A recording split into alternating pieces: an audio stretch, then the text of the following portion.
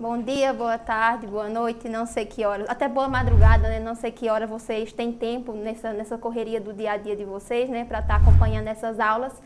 E em busca do sonho de vocês de ser bombeiros, a gente está nas vésperas do edital sair, mas a gente tem que começar a estudar o quanto antes possível, né? Hoje a gente vai dar início às nossas aulas de história. Esse edital é bem específico, ele cobra mais história de Pernambuco, mas a gente vai, claro, colocando num contexto de tudo. Meu nome é Geisiane e vou ser professora de vocês nesse período. E qualquer dúvida, a gente está aqui sempre para vocês. Então, pegue seus materiais de apoio. Se tiver com sono, senta, pega um cafezinho, porque eu sei que história é chato para quem não gosta, né? Nem todo mundo gosta de história como eu, né? Que escolhi por profissão. Então, vocês, meus futuros bombeiros, vamos começar essa aula e dar início nos nossos estudos.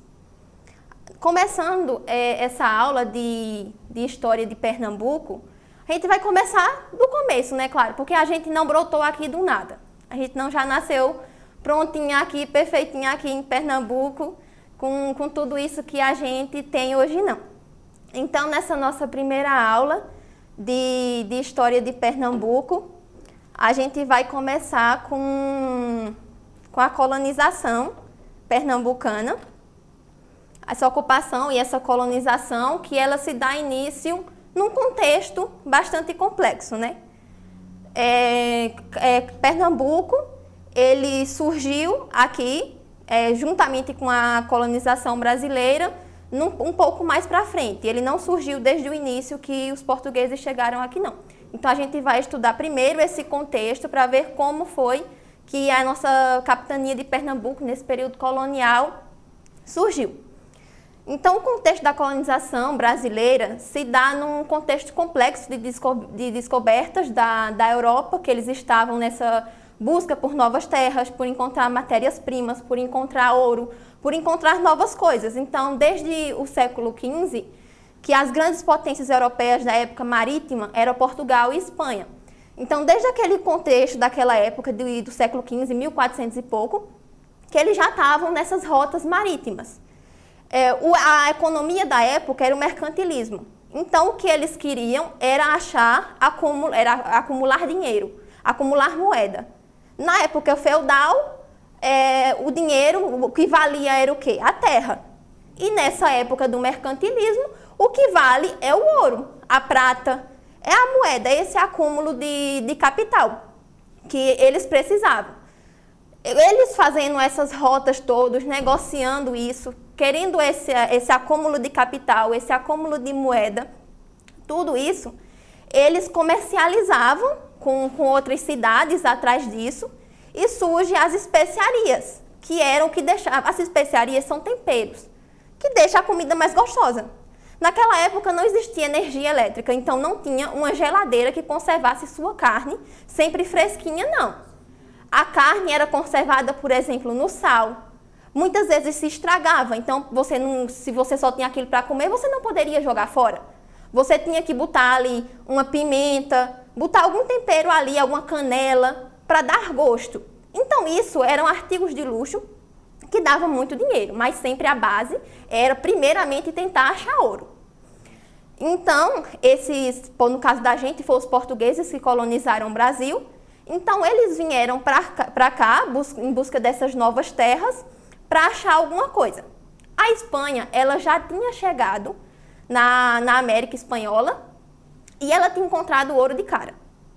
Ela foi muito fácil isso, os índios de lá, como eles chamam, que já era já tinha uma certa civilização lá, eles já eram mais organizados, já formavam certas cidades lá, então eles já exploravam isso melhor. Então, quando eles chegaram lá, eles já encontraram os índios de lá da América Central, tudo já enfeitado com ouro, então eles já sabiam que tinha ouro lá. Já no caso aqui do Brasil, eles não encontraram isso logo de cara. Tanto que nesses primeiros 30 anos, que a gente chama de como se fosse uma América Portuguesa pré-colonial, eles meio que abandonaram a terra. Eles não vieram para colonizar. Eles estabeleceram algumas feitorias, que eram alguns interpostos comerciais, que usavam para armazenar o pau-brasil, mas eles não vieram logo colonizar aqui, justamente porque não acharam ouro. Então eles faziam algumas expedições, faziam algumas coisas, procurando ouro, procurando alguma coisa que desse dinheiro, explorando o pau-brasil, explorando o indígena, mas eles não tinham achado ouro. Então, continuaram o comércio lá com as especiarias, que davam muitíssimo dinheiro para eles, então eles não queriam vir para cá colonizar logo. Só que as terras eram divididas nesses novos espaços de colonização, eram divididos entre Portugal e Espanha pelo Tratado de Tordesilhas, que a igreja, como eles eram países católicos, era a igreja católica e o Papa que assinavam esses tratados, que faziam essa divisão. Mas, claro, nem todo mundo concordava. Se eu divido, por exemplo, eles estão aqui me ajudando, né? Bruno está aqui, tudinho. Aí, se eu divido o mundo em duas partes, aí eu digo, olha, metade é de Bruno, metade é minha. Os outros não vão chegar aqui e não vão achar ruim, não? Sim, e o meu pedaço? Cadê o meu pedaço? E só tem vocês dois para dividir o mundo para vocês e eu, né? Onde é que eu entro? Onde é que eu entro? Então, a França, por exemplo, o rei da França disse, né, para o Papa, onde é que está o testamento de Adão, dizendo que o mundo aqui foi dividido entre Portugal e Espanha.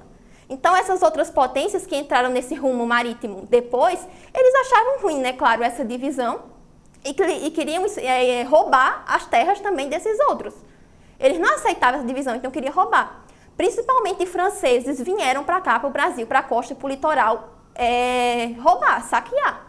Os franceses, eles também se juntaram com os indígenas para explorar pau-brasil, para contrabandear o pau-brasil. Holandeses também vieram para cá para saquear. Ingleses vieram para cá para saquear, porque eles não concordavam com isso. Eles também queriam uma parte disso. Então, Portugal, vendo que tinha gente invadindo sua terra, ele não vai deixar por isso mesmo, né? Ele tem que vir para cá para dizer, não, a terra é minha, eu estou aqui e eu vou cuidar dela. Então, esses portugueses, eles vêm para cá e tem duas teorias no caso, né? A chegada oficial aqui é de Pedro Álvares Cabral, porque ele era português. Se diz que ele chegou em Porto Seguro, atual Bahia.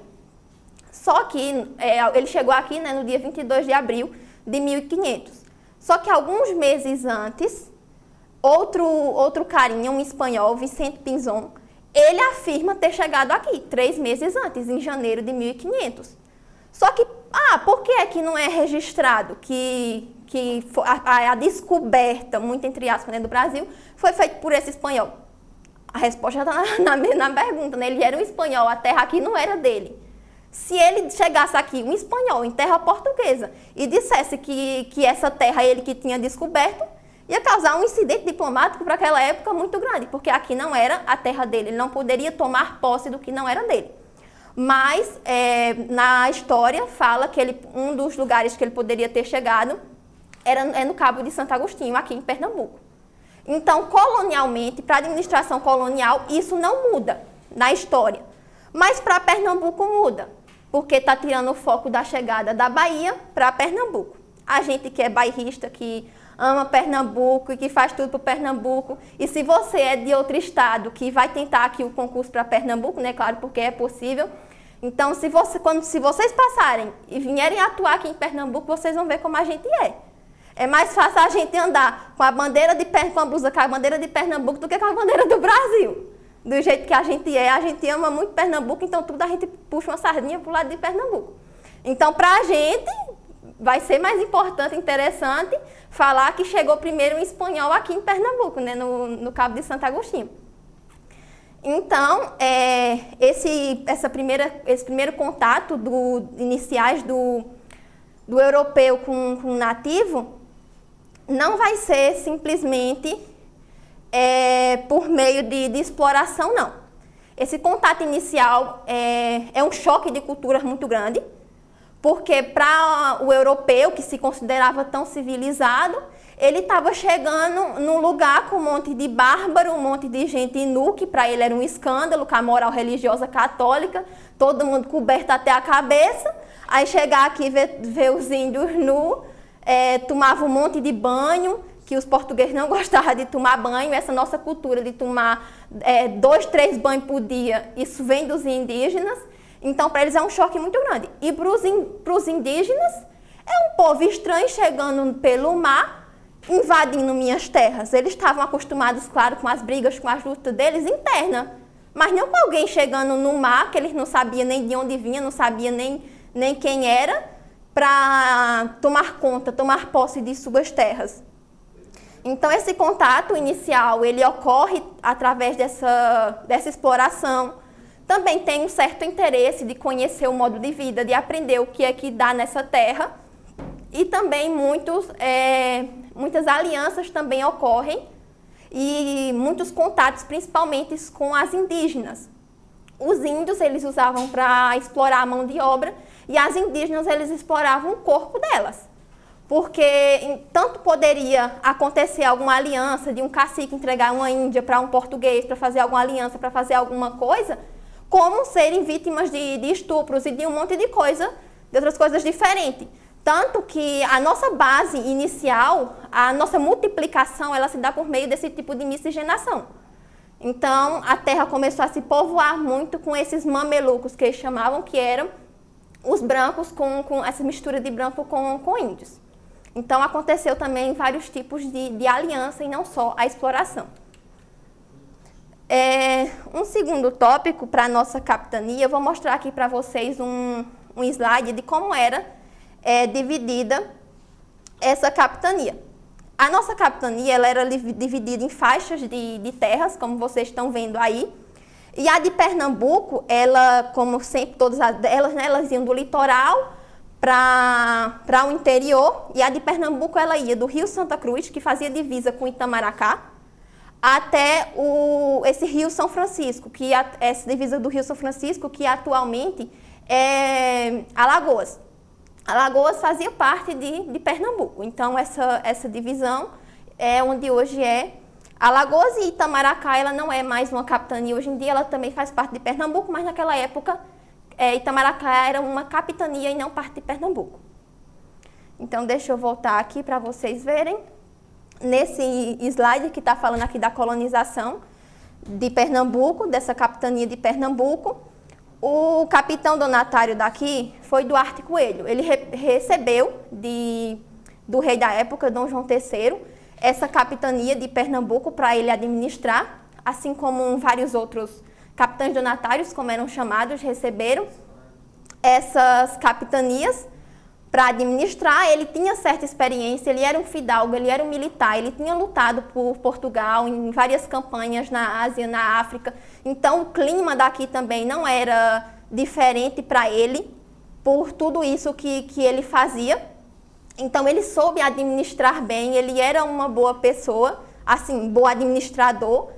Ele queria fazer as coisas certas, então, foi dessas também um motivo de razão que a capitania de Pernambuco foi um sucesso também por isso, porque ele sabia administrar, ele tinha experiência nisso.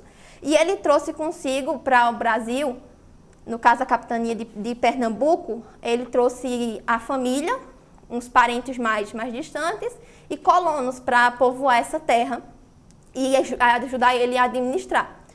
A mulher dele, Dona Brites, ela não pode ser considerada como uma figura secundária.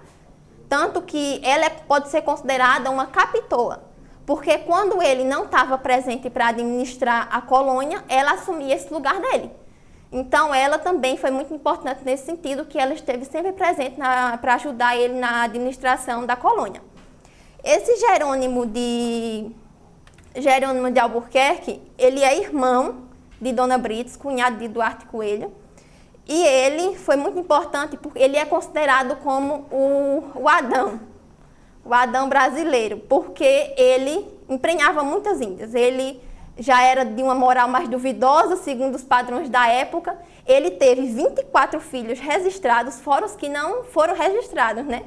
Isso, maioria com índios. Então, esse contato inicial, ele ajudou muito no contato inicial com os índios. Justamente porque nessas terras habitavam índios. E esse contato com os índios poderiam favorecer uns, poderiam atrapalhar outros, então era complicado isso.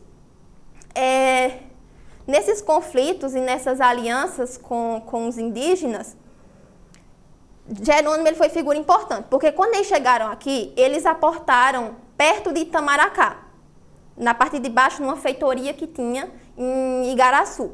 Então, eles aportaram ali para fazer esse contato inicial, para sondar, para ver o que estava acontecendo ali, ver como eles poderiam avançar. E eles já tiveram brigas de início com os indígenas. Os indígenas que habitavam o litoral pernambucano eram os tabajaras e os caetés. Os caetés são considerados os piores. Nessas brigas com os indígenas, esse Jerônimo levou uma flechada no olho, mas ele não morreu.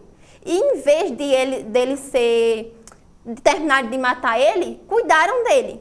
E ele, que não era besta nem nada, já conhecido por conquistar várias índias, ele conquistou a filha do cacique Arco-Verde, Tabira, da tribo Tabajaras.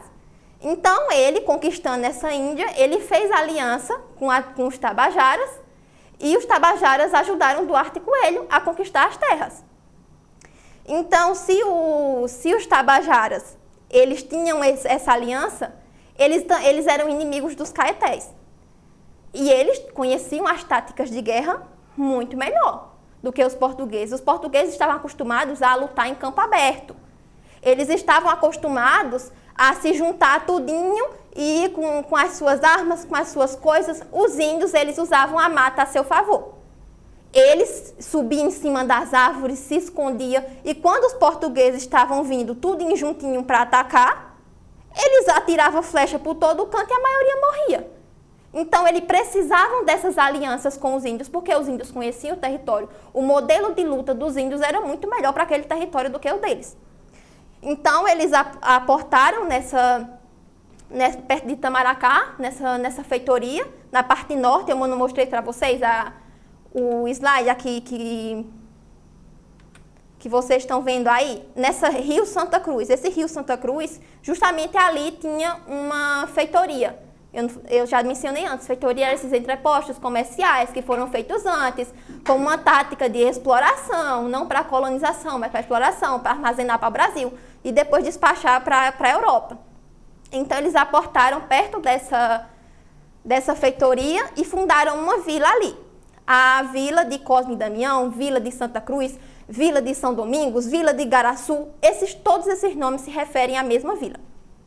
Nos concursos, geralmente, eles mencionam Igaraçu.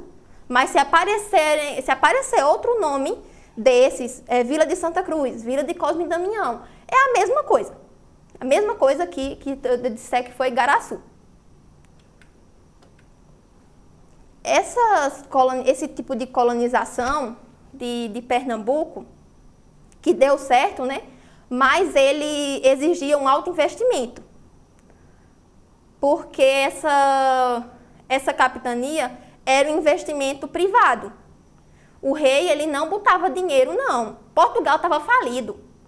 Portugal não tinha pessoa suficiente, não tinha alimentação suficiente, tinha sofrido já várias crises no período do final da Idade Média, a peste negra, que tinha matado muita gente.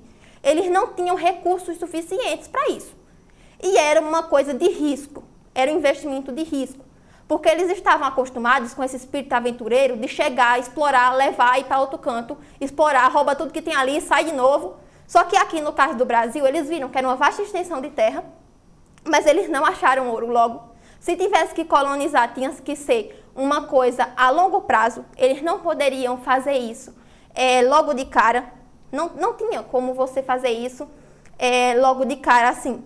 Exigia investimento, as pessoas tinham que ter dinheiro. Esses capitães donatários, eles eram da baixa nobreza, porque a alta nobreza ela não ia querer gastar dinheiro aqui, né? Porque ela já estava vivendo muito bem lá. Muitos desses capitães donatários, eles nem vieram para cá, nem vieram assumir suas capitanias. Muitos vieram assumir, mas não deu certo por conta que não soube trabalhar com os indígenas, não soube administrar esses conflitos todos. E eles precisavam da ajuda dos índios para conquistar aquelas terras, como eu falei antes no caso de Duarte Coelho. Ele precisou de ajuda dos indígenas para isso. Então, se você só cria conflito, você não vai conseguir expandir seu território. Então, muitos também, e isso influenciava na questão dos riscos. Eu ia querer gastar todo o meu dinheiro que eu tenho numa coisa que eu nem sei se vai dar certo. Se dá certo, bem, eu fico mais rico. Mas se não dá, vou ficar um pobre lascado? Muitos não queriam fazer isso, né? Então, eles, nessas cartas que eles recebiam de doação, a carta de doação, ela dava posse da terra. A terra não é do capitão donatário, não. A terra é de Portugal, mas você pode usufruir dela. E com isso você vai ter alguns direitos e deveres, que era o foral, outra carta que dizia o que é que eles tinham que fazer. Eles precisavam instalar engenhos, ajudar no cultivo da cana-de-açúcar, para aumentar esse rendimento deles, porque mas também tinha que continuar explorando o pau-brasil. Antigamente se falava muito dos ciclos. Ciclo do pau-brasil, ciclo do açúcar, ciclo do ouro. Mas hoje em dia os historiadores entraram no consenso de que não se fala mais nessa questão de ciclos. Porque ciclo dá a ideia que tem um começo, meio e fim. Então vocês podem pensar, nesse período pré-colonial que eu falei, mais ou menos de 1500 a 1532, 1534, era pau-brasil. Aí quando se instalou as capitanias hereditárias aqui, aí acabou o pau-brasil e eles começam a cultivar o açúcar. Só que não é bem assim. Não é assim que acontece. O pau-brasil, ele começa a ter um papel secundário, mas ele não deixa de existir. Até porque se não tinha ouro, eles tinham que fazer tudo que desse dinheiro. Tudo que desse dinheiro era para ser feito. Então, se o pau-brasil dava dinheiro, você tinha que continuar exportando o pau-brasil. Se fazer engenho dava dinheiro, cultivar cana-de-açúcar, o capitão donatário tinha que achar alguém que investisse em engenhos para reproduzir essa terra, dar dinheiro de algum jeito. Se não dava um lucro fácil, problema seu. Você que tinha que fazer ela dar dinheiro para o rei. Você tinha que mandar uma porcentagem para o rei disso tudo. Eu falei, né? A capitania é privada. Só que esse sistema de capitanias, ele não dá certo. Não dá certo, tanto que em 1548 é instituído o governo geral. Esse governo geral, ele buscava centralizar o poder. Apenas 2 capitanias deram certo, Pernambuco e São Vicente. Mas o governo geral, ele não pode juntar tudo. Ele não pode juntar tudo num lugar só. Essas capitanias que não davam certo, a coroa tomava de volta. Então, ela se transformava em capitania régia sob a administração do governador geral. Só que, se essas 2 capitanias que deram certo, qual era o motivo que o rei tinha para tomar elas? Elas davam lucro, certo, mas o rei não podia tomar ela, porque tinha que respeitar a carta de doação e o foral. Não podia tomar essas terras, então eles entram no conflito, esses governadores gerais, com a capitania de Pernambuco. Porque Duarte Coelho, claro, não vai deixarem pegar suas terras, que ele lutou tanto para conseguir, que ele lutou tanto para fazer isso. Tanto que Duarte Coelho, ele diz assim, que ele estava endividado, né? Que ele tinha lutado muito, que ele tinha feito tudo, que ele estava endividado, que a coroa não mandava subsídios para ele estava endividado, mas que ele lutou palmo a palmo para conquistar essa terra. Ele recebeu esse direito de usufruir dela, mas não foi dos índios que habitavam aqui, não. Ele teve que lutar com os índios para tomar essa terra para ele também. Então, eles tiveram esses tipos de conflitos também com o governo geral, porque essa capitania hereditária, ela não queria se fazer régia, ela tinha que ser dessa forma, continuar hereditária, segundo Duarte Coelho. Ele queria que ela continuasse hereditária. Então, ele lutou pelos direitos sobre sua capitania até a morte. Porque quando ele viu que essa capitania, que esses governos gerais, eles estavam querendo assumir sua capitania, ele reclamou muito com o rei. Ele mandava diversas cartas para o rei. Só que essa comunicação também era difícil. Não é feito hoje em dia que a gente pega um telefone, dentro de 1 minuto a gente está falando com outra pessoa do outro lado do mundo. eles tinham que mandar cartas, essas cartas iam de navio, essas cartas voltavam de navios, essas cartas poderiam se perder no caminho. E mesmo que o rei visse, às vezes ele poderia não estar nem aí, né? Então, da mesma forma que Duarte Coelho reclamava porque ele não queria que interferissem na sua capitania, esses governadores gerais, eles também reclamavam porque não achavam isso certo. Se a capitania estava dando lucro, eles queriam ter esse lucro também, né? Eles queriam usufruir também dessas terras. Como ele mandava essa carta, o que é que ele queria pedir para o rei? Ele queria continuar exercendo a autoridade judicial e administrativa sobre sua capitania, que era o que estava dizendo no foral, na carta de doação. Ele não estava pedindo coisa a mais, não, era o que estava lá. Ele queria continuar criando vilas e distribuindo terras, que isso não fugisse da mão dele. Ele queria receber a porcentagem certa dos lucros, porque ele estava endividado. Tanto que ele foi para Portugal, atrás disso, em 1553, ele deixa sua capitania sobre a administração da sua esposa. Lembra que eu disse que ela administrava também. Ele foi para Portugal com os filhos, levou os filhos para estudar e deixou aqui a esposa comandando a capitania. Então, dessa forma, ele espera um ano por uma audição com o rei, por uma reunião com o rei, e o rei não atende ele. Ele morre esperando. Literalmente, ele morre esperando, porque ele não consegue essa reunião com o rei.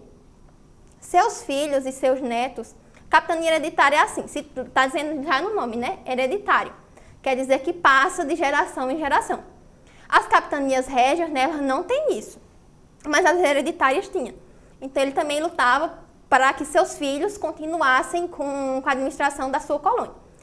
Então, os seus filhos e os seus netos só administraram a colônia até a invasão holandesa. Quando ocorre a invasão holandesa, que é um assunto que a gente vai estudar mais para frente, mas só vou citar aqui, quando ocorre a invasão holandesa, o rei tem uma razão, né? O rei vai ter um motivo para tirar a capitania.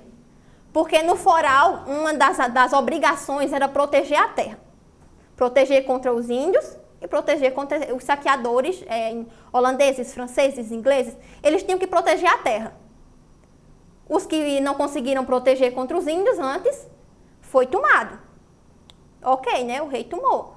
Não tinha motivo até agora para tomar Pernambuco. Só que quando os holandeses invadem, o que é que você fez para proteger sua terra? Você lutou, pode ter lutado. O neto dele lutou muito contra os holandeses. Mas não conseguiu vencer, perdeu a terra. Se você perdeu a terra, quando Portugal reassume de novo, toma de novo da Holanda, aí já vai ser uma capitania régia, já vai ser sob a administração de outras pessoas. Já era, você perdeu sua terra.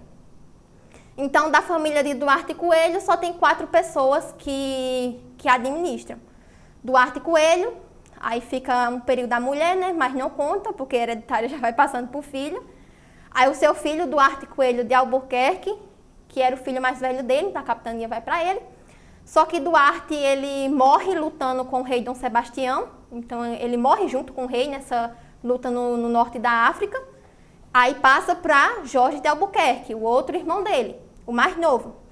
O mais novo depois passa para o filho, Duarte de Albuquerque, Coelho, e ali acaba. Ali acaba, depois quando Portugal retoma de novo, já vai ser com outras pessoas administrando. A família dele perde o direito. Matias de Albuquerque, que era um outro neto dele, filho desse Jorge de Albuquerque também, ele que vai estar aqui, é ele que vai lutar contra os holandeses, mas ele perde a terra dele. Resumindo, o sistema de feitorias e capitanias hereditárias já tinha sido experimentado antes. Na África, eles já tinham feito isso. Na Índia, eles já tinham colocado umas feitorias, já lá na Índia, já tinham instalado feitorias. Como eu falei, Portugal vinha trabalhando nisso desde 1400 e pouco, do início de 1400, 1415, 1416, eles já tinham experiência nisso. Então, até aí tudo bem. Eram investimentos privados, como eu falei, eles tinham que tirar o dinheirinho do bolso deles, do suor deles, para fazer isso. Se quisesse, né? Muitos não fizeram. Duarte Coelho, ele tinha experiência, ele vinha dessas campanhas na Índia, na África, então ele sabia administrar bem sua colônia. Dona Brita de Albuquerque e Jerônimo de Albuquerque eram pessoas importantes para a administração. Então, eu já vi questões colocando que eles eram pessoas sem relevância, pessoas secundárias que não fizeram nada para ajudar. Então, se aparecer isso na sua prova, isso está errado. Eles tinham importância sim e tiveram papéis interessantes. Os indígenas não eram um grupo homogêneo. Eles tinham, como eu falei, no litoral eram os tabajaras e os caetés, no interior eles tinham muitos outros agrupamentos indígenas, então eles sempre tinham conflitos entre eles. E, claro, a colonização não foi pacífica de jeito nenhum, de jeito nenhum. Se aparecer isso na sua questão, você já risca logo. Porque não tem condição de jeito nenhum eu aceitar que você entre na minha casa, durma na minha cama, coma na minha comida, sem lutar contra isso, não. Então, tudo isso se torna um pouco complicado para a gente aceitar que foi feito assim do nada. E vamos resolver uma questão. Essa questão estava na última prova do concurso de bombeiros de 2017. Foi uma questão de lá que eu tirei. E a gente vai resolver outras questões também de outros concursos, mas todos da IAUP, que foi a banca do último concurso. Então, essa questão ela estava lá em 2017. Essa questão começa dizendo o seguinte: tem um enunciado, mas não se assuste com ele, é só uma introdução. São tão grandes as riquezas deste novo mundo e da mesma maneira sua fertilidade e abundância, que não sei por qual das coisas comece, primeiramente. Mas, pois todas elas de muita consideração, farei uma salada na melhor forma que souber, para que fiquem claras e deem gosto. Então, aí é só uma introdução falando dessa colonização e a gente agora vai para as perguntas. Em relação à colonização da capitania de Pernambuco no século XVI, assinale a alternativa correta. Letra A. Diferente do que ocorrera nas outras capitanias, Duarte Coelho fora o único donatário a receber da coroa lusitana vultosas doações para o desenvolvimento das suas terras, bem como um corpo de milícia para garantir a sua defesa, uma vez que se achava sob constante ataque dos índios caetés. O que é que está errado nessa questão, professora? Especificamente a parte do dinheiro. Como eu falei, eram investimentos privados, ele não recebeu apoio da coroa, não. Você que se vire, meu filho. Eu estou lhe dando a oportunidade, eu ainda estou sendo bonzinho, que eu estou lhe dando a oportunidade de você ganhar dinheiro em cima dessas terras. Tu ainda quer que eu dê dinheiro a tu para isso? Não, não tem isso não. Então, não tem essa doação de dinheiro, não tem esse corpo de milícia, não. Você tem que fazer isso com os seus investimentos. Letra B. Com o passar dos anos e as investidas de outros navegadores, especialmente franceses, o governo de Portugal decidiu promover a colonização da América Portuguesa. Se tivesse um ponto aí, estava certo. Mas ela continua, então vamos ver. Por meio, essa colonização, segundo essa alternativa, está dizendo que ela foi feita por meio da instituição do governo geral. Já está errado. Eu acabei de dizer que o início da colonização foi feito por meio das capitanias hereditárias. Então, não foi governo geral. Foi as capitanias hereditárias. Essa atitude favoreceu sobremaneira Pernambuco, uma vez que se beneficiou da administração direta da corte. Totalmente o contrário. Duarte Coelho não queria essa administração direta da corte, não. Ele queria continuar governando sua capitania. Então, não tem nem o que questionar dizer que não entendeu, né? Não tem nem como recorrer a essa questão, porque está na cara. Letra C. Além do trabalho na agricultura, a presença africana era necessária para aberturas de novas áreas no território, dominado muitas vezes por índios que faziam guerra aos portugueses e impediam o avanço, principalmente em direção ao sertão. Eu marquei essa questão aqui, a gente ainda vai estudar sobre essas questões dos africanos, mas vocês disseram, professora, não sei se está certo, a gente não viu nessa aula sobre isso, então vou deixar essa questão de lado. Vamos continuar vendo as outras alternativas, porque se eu não sei ela, né, se ela está certa ou está errada, eu vou deixar ela de lado. Então vamos para a letra D, ver se a gente acha um erro nela, porque a gente, quando tem questões assim de múltiplas escolhas, que tem 5 alternativas, não é só você achar uma que parece certa, você tem que ver por que as outras estão erradas. Eu, pelo menos, costumo fazer isso nas provas que eu estou respondendo. Eu faço por eliminação. Eu tenho que ver uma questão, tenho que dizer, olha, isso aqui está errada, eu vou riscar essa e vou passar para a próxima, para ver se eu não encontro erro nenhum. Se eu não souber, aí vai ter que ser no chute e na sorte em Deus mesmo. Mas vamos, letra D. A questão do povoamento não enfrentava contratempos, especialmente devido aos condenados pela justiça reinol que eram punidos com degredo para o Brasil. Isso é o seguinte, esses condenados aos degredos foram os que constituíram boa parte dessa população inicial de Portugal. Como eu disse, eles enfrentavam problemas, eles não queriam perder sua melhor população, então o que eles mandavam para cá como um castigo, como uma punição, era justamente esses condenados que mandavam para cá, para povoar. Só que, né, claro, se eram bandidos que vêm para cá, eles vão atrapalhar de alguma forma, né? Já eram bandidos. Estes, além de resolverem o problema da falta de cidadãos portugueses dispostos a colonizar o Novo Mundo, colaboravam para o bom serviço que o capitanatário pretendia prestar à coroa. Essa questão está errada. Como eu disse, são bandidos que estão vindo para cá. Bandidos roubam, bandidos cometem crimes. Então, como é que ele vai ajudar o capitanatário a prestar um bom serviço à coroa? Está errado nessa questão.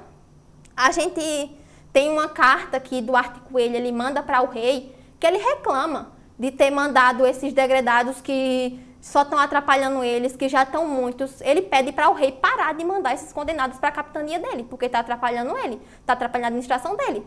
Ele já tem que lutar contra esses invasores do litoral, que vêm do mar, essas outras potências europeias. Tem que lutar contra os índios e ainda tem que lutar, reclamar do povo.